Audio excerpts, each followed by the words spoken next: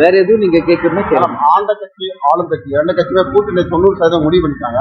வழக்கமான தேமுதிக இன்னும் கூட்டணிக்கான எதிர்பார்ப்போட மக்கள் எதிர்பார்த்துருக்காங்க. ஏன் தாமதம்? தாமதம் ஒண்ணுமே இல்லைங்க. எலெக்ஷன் டேட் அறிவிச்சிட்டாங்களா, யார் யார் எந்த தொகுதி அறிவிச்சிட்டாங்களா, வேட்பாளர் அறிவிச்சிட்டாங்களா, நிறைய டைம் இருக்கு. பிரஸ் பீப்புள் நீங்க தான் ரொம்ப ஈகரா இருக்கீங்க. பட் நிறைய டைம் இருக்கு.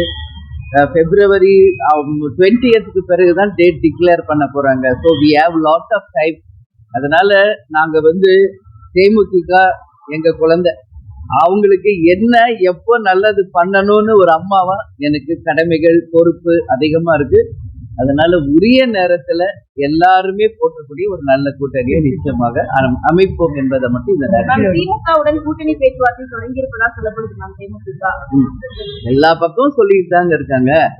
நான் என்ன சொல்றேன், மீடியா டெய்லி ஒரு நியூஸ் போட்டுக்கிட்டு இருக்கீங்க, டெய்லி ஒன்று சொல்றீங்க. அதுக்கு எல்லாமே நான் பதில் சொல்ல முடியாது. நான் தெளிவா பல முறை சொல்லியிருக்கேன். உரிய நேரத்தில் நல்ல ஒரு முடிவெடுத்து நிச்சயமாக அறிவிப்போம். அதுதான் உண்மை. கட்சியின் பொருளாளர் எல்கே சார் அவர் திமுக முக்கிய பிரமுகத்தை சந்தித்து பேசினதாக ஒரு தகவல். ஏசி எங்களுக்கு நான் எப்படி பதில் சொல்றேன் சொல்லுங்க? அப்படியெல்லாம் எதுவும் இல்லைங்க. அப்படி எதுவும் இருந்தா ரகசியம் ஒண்ணுமே இல்லை. அப்படி எது இருந்தாலும் நாங்க ஓப்பனா தான் இந்த வாட்டி அலையன்ஸ் ஃபார்ம் பண்ணுவோம். நான் ஏற்கனவே தலைமை அலுவலகத்துக்கு உங்ககிட்ட நிறைய வாட்டி சொல்லியிருக்கேன். அப்படி ஏதாவது கன்ஃபார்ம் பண்ணா முதல்ல அழைச்சு நாங்க அறிவிக்க போறது பிரஸ் பீப்புள் ஆகிய உங்களுக்கு தான்.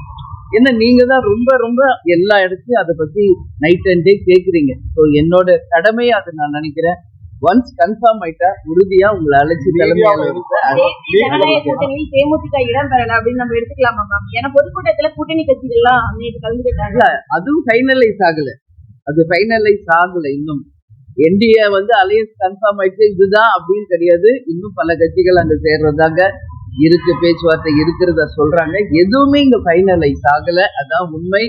அதனால எனி டைம் எது வேணாலும் மாறலாம், யார் வேணாலும் எந்த கூட்டணி வேணாலும் அமைக்கலாம். ஆனா தேமுதிகவை பொறுத்த வரைக்கும் நிச்சயமாக தமிழ்நாட்டு மக்களுக்கு நல்லது நடக்கின்ற வகையில ஒரு தெளிவான சிந்தனையோட நல்ல முடிவா நாங்க எடுப்போம். தமிழ்நாட்டில் ஆட்சி மாற்றத்தோட கவுண்டர் தொடங்கிருச்சுன்னு பிரதமர் மோடி அவர் சொல்லியிருக்காங்க. எப்படி இருந்தாலும் ஆட்சி நிச்சயமா எலெக்ஷனுக்கு அப்புறம் ஒரு ஆட்சி வரதான் போகுது. அது நல்ல ஆட்சியாக மக்களுக்கு நல்லது நடக்கணும். அட்லீஸ்ட் இந்த 2026 அப்படிங்கறத எங்களோட கோரிக்கையும். எனவே நல்லதே நடக்கும், எல்லாருக்கும் நல்லது நடக்கும் என்று மட்டும் சொல்றேன்.